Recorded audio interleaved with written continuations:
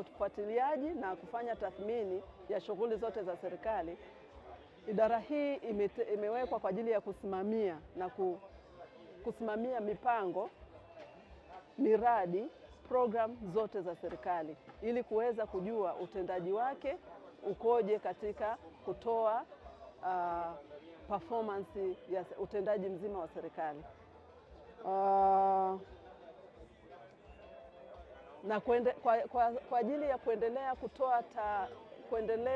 kutoa elimu kwa umma, idara hii imeanzisha wiki ya ufuatiliaji na tathmini ambayo kutakuwa na kongamano ambalo mwaka huu linafanyika kila mwaka, ila kwa mwaka huu litafanyika jijini Mwanza tarehe 10 mpaka tarehe 13 kwa ajili ya kutoa elimu kwa umma jinsi gani serikali inafanya ufuatiliaji na tathmini ya utendaji wake.